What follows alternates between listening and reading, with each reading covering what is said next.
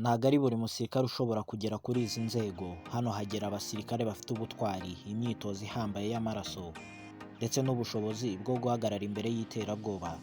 Dore imitwe 9 cyangwa se unit 9 za gisirikare zikomeye mu gisirikare cy'u Rwanda RDF, ndetse kandi harimo na wa mutwe abantu benshi batajya bumva kenshi, ariko uwo mutwe niwo uhagarika iterabwoba ndetse n'icyago mbere y'uko kigera ku baturage. Uwo nta wundi bawita CTU. Mu kiganiro cy'uno munsi tugiye kurebera hamwe imitwe 9 ikomeye ya gisirikare mu gihugu cy'u Rwanda, icyo iyo mitwe ishoboye, ndetse kandi inshingano iba ifite, ibikoresho ikoresha, imyitozo ihabwa, ndetse n'ahantu igenda yitoreza, n'icyo bisaba kugira ngo umusirikare abe muri iyo mitwe. Mubwira ngo nimba uri mushya hano, kanda subscribe kugira ngo tujye dukomeza kubana, kuko utayikanze ntabwo wazigera wongera kunyumva. Uhawe ikaze.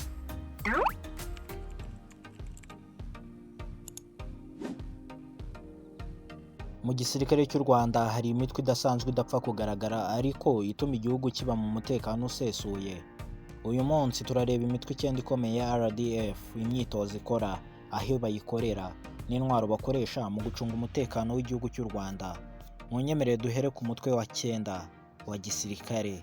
Umutwe wa 9 nta wundi bawita Artillery Unit. Artillery Unit ni umutwe ukoresha imbunda ndende zirasira kure, bakubita umwanzi akiri kure atarabasha kubageraho. Aba basirikare imyitozo bayihererwa cyangwa se bakorera imyitozo ku kigo cya gisirikare giherereye i Gabiro ndetse n'Inasho. Bano basirikare bakoresha intwaro zirimo grenade cyangwa se grenade, ndetse kandi bakoresha mortars cyangwa se tanks cyangwa se burende, rocket launchers cyangwa se imbunda zohereza ibisasu biremereye kure, fire direction centers, radar ndetse na GPS zibayobora. Bano basirikare bashobora gutegura igitero cyo gutera kure, bagatera mbere y'uko abasirikare barwanira kuri tere bagerayo. Ku mwanya wa 8 turasanga umutwe wa gisirikare cyangwa se unit ya gisirikare yitwa Military Police. Military Police bacunga umutekano mu ngabo, barwanya ibyaha no gushyira mu bikorwa amategeko y'igisirikare. Muri make hano umusirikare wakoze ikosa nibo bamuhana. Bano bagabo imyitozo yabo bayihererwa igako ndetse na Kigali Camp cyangwa se ku kigo cya gisirikare cy'i Kanombe. Bano bagabo bakoresha amashanyarazi, nibyo bikoresho bakoresha, ikoranabuhanga ryo gukuramo umuntu amakuru, ndetse kandi bakoresha tear gases cyangwa se imyuka iryana mu maso inasinziriza, bagakoresha n'icyo twita shield cyangwa se ingabo. Bano basirikare bifashisha imbunda nka pistoli, ndetse kandi bafite ibinyabiziga bihambaye bitinjirwa n'amasasu. Aba basirikare bashinzwe discipline n'umutekano mu birindiro ndetse no mu mihanda. Mu gihe hari umusirikare witwaye nabi nibo bamuhana. Ku mwanya wa 7 turahasanga abasirikare badasanzwe twita Rwanda Air Force cyangwa se Air Force. Zino ni ingabo zirwanira mu kirere, zitanga uburinzi bwo hejuru y'igihugu, zifasha ingabo zo ku butaka, zikanakora ubutasi bwo mu kirere. Bano basirikare batorezwa i Kanombe kuri Kanombe Air Base, Kigali International Airport. Bano basirikare dore ibikoresho bakoresha mu kazi kabo ka buri munsi ko kurinda umutekano w'igihugu. Bakoresha helicopter za Mi-17 ndetse na Mi-24, ndetse kandi bakoresha n'indege z'ubutasi, scanner, indege zidafatwa na radari, ndetse kandi bakontrola air to ground missile. Zino ni misile ziva hejuru zirekuwe na drone zikaza ku butaka, nibo bazikontrola, ndetse kandi bakontrola na radar system cyangwa se system ya radari. Bano basirikare bafasha kurinda igihugu no gutabara vuba mu gihe bigoye kugera aho ikibazo cyabereye. Bano bakoresha ikoranabuhanga rihambaye bagatabara byihuse. Ku mwanya wa 6 turasanga abasirikare badasanzwe, unit idasanzwe yitwa Marines Unity. Ino ni unit irwanira mu mazi. Uno mutwe urinda imipaka y'amazi, ibiyaga, imigezi ndetse n'ibirindiro biri hafi y'amazi. Bano bagabo cyangwa se bano basirikare bitoreza ku biyaga nka Lake Kivu, Muhazi ndetse n'Igako barahitoreza. Bano bagabo dore intwaro bakoresha, imbunda zihambaye zirasirwa mu mazi, ibisasu birasirwa mu mazi, machine gun zihambaye zigenda hejuru y'amato, ndetse kandi banakoresha amato y'intambara ndetse n'ibikoresho bipimira munsi y'ubutaka. Hano baba bashatse kuvuga tear gases cyangwa se imyuka bahumekeramo munsi y'ubutaka, oxygen, imyuka bahumeka munsi y'amazi ndetse no munsi y'inyanja. Bano basirikare bashobora kurwana mu mazi. Mu mazi niho ikibuga cyabo kiba giherereye. Umwanzi wese uri mu mazi ntago ajya abacika, ndetse bashobora no kurwanira ku nkombe no gutabara bakoresheje amato mu gihe hari uwagiriye ikibazo mu mazi. Umutwe wa gatanu, umutwe udasanzwe bita mechanized infantry. None umutwe udasanzwe ni umutwe w'ingabo zifite ibifaru n'imodoka za gisirikare. Bano basirikare bashobora gutera ahari intambara ikomeye, mbese bano basirikare bigerera kuri tere bakarwana n'umwanzi imbonankubone. Bano basirikare bitoreza igabiro ndetse n'intasho, bakoresha ibikoresho bidasanzwe harimo infantry fight vehicles. Zino ni imodoka zirekura amasasu ahambaye, harimo na za burende tanks, ndetse kandi bakoresha machine gun, imbunda zirasa amasasu menshi kandi ziremereye. Aba basirikare bakoresha ibyuma ndetse n'udushoka ku rugamba. Aba ni abasirikare badasanzwe barwana imbonankubone, icyo bita close combat. Bano basirikare bakoreshwa mu ntambara zisaba imbaraga n'ubushobozi bwo kwinjira mu kibuga cy'urugamba. Ku mwanya wa kane hari ingabo zidasanzwe arizo Commando Battalion. Commando Battalion ni umutwe udasanzwe ushobora kugaba igitero cyihuse, gutabara abaturage no guhangana n'umwanzi mu buryo budasanzwe. Bano bagabo batorezwa cyangwa se bano basirikare batorezwa i Musanze mu misozi miremire ndetse n'igako. Abangaba bafite ubushobozi bwo gukoresha intwaro nka rocket launcher cyangwa se RPG, machine gun, ndetse kandi bashobora kurwana imbonankubone n'umwanzi. Bakoresha na night operator equipment nka vision goggles. Bano bagabo cyangwa se bano basirikare bashobora kurwana urugamba nijoro kandi bakarutsinda. Barwana nijoro mu misozi ndetse no mu gace k'umwanzi hose bamukurayo, haba mu butayu, mu mazi ndetse n'ahandi.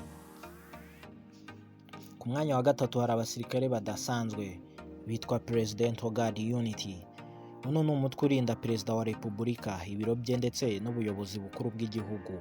Bano basirikare babasha gukumira igitero mbere y'uko gikorwa. Bano basirikare bitoreza aho bita kuri Camp Kanombe ndetse n'igabiro. Bano basirikare bashobora gukoresha intwaro nka scanner, pistol, ndetse kandi ahantu baba bari haba hari icyo twita anti-sniper system. Muri make nta sniper waharasa ngo bikunde, nta murashi wa kure waharasa ngo bikunde. Ndetse kandi bakoresha n'imodoka zitinjirwa n'amasasu. Bano basirikare barinda mu buryo bwa mobile convoy ndetse na stational protection.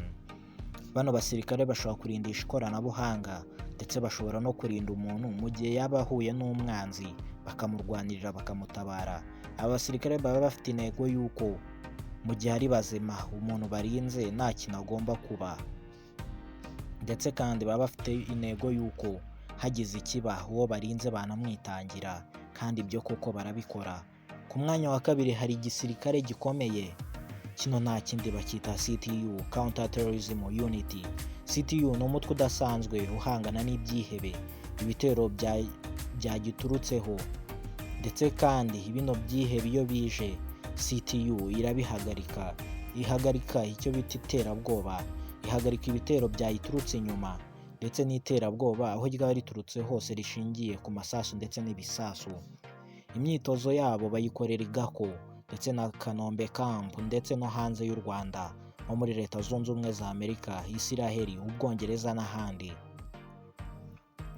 Bano bagabo cyangwa se bano basirikare dore intwaro bakoresha machine gun na submachine gun yifashishwa mu bikorwa byo hafi guhagarika ibitero begeranye. Bakoresha cabine, bakoresha pistol, flashbangs, wrenching tools, ndetse kandi bashobora no gutobora amazu mu buryo bworoshye byihuse.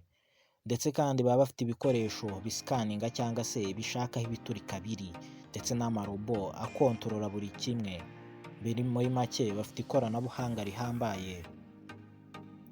Aba basirikare bafite ubushobozi bwo kurwana n'umwanzi imbonankubone, barinda ibigo by'ingenzi bihambaye ndetse kandi banatabara abashimuswe. Aba bari CTU. Wakibaza utese ku mwanya wa mbere hari iki? Hari uwuhe mutwe?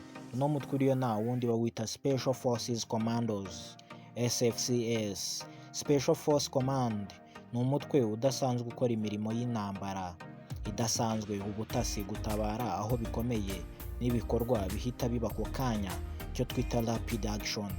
Muri make bano ntago bajya batungurwa, bahora biteguye. Aba ni abasirikare b'intarumikwa ku rugamba, bazwiho byinshi, bafite ibigwi bigiye bitandukanye, bakoze byinshi kandi bafite imyitozo ihambaye. Imyitozo yabo bayikorera Gabiro Combat Training Center, Gako Military Academy ndetse na Mountain of Musanze Warfare School. Bano basirikare kandi bakoresha intwaro zihariye zitandukanye, automatic guns yihuta kandi ifite uburemere buke, ndetse kandi bakoresha na modern special ops weapon. Bakoresha intwaro zigezweho zidizayininze neza kandi zishobora guhashya umwanzi byihuse. Bakoresha amapistori yihuse kandi atajya kwama arasa vuba. Bakoresha imbunda z'indebakure sniper nka Barrett M82. Bakoresha icyo twita night vision goggles. Kino ni ikibafasha kureba nijoro mu gihe bari kurwana urugamba rw'ijoro. Bakoresha parachute cyangwa se imitaka imanuka mu ndege, ndetse kandi bakoresha na drone, indege zitagira abapiloti, mu gushaka amakuru ndetse no gufata ibyihebe byihuse. Aba basirikare ikindi wabamenyaho, ntibajya bamenyerwa, bafata imyitozo ihambaye. Niwo mutwe wa mbere mu gihugu cy'u Rwanda uzwiho gukora igikorwa byihuse utajya upfa gutsindwa. Iyi yari imitwe 9 ikomeye ya RDF, buri umwe ufite inshingano zihariye zawo, intwaro zidasanzwe n'ubwitange budasanzwe. RDF si ingabo zisanzwe, ni ingabo z'amateka, icyubahiro n'umutekano nibyo biyiranga, ndetse na discipline.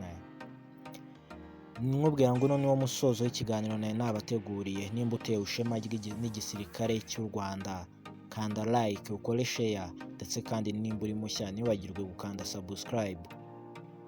Nkubwira ngo amahoro y'Imana akomeze kubana namwe.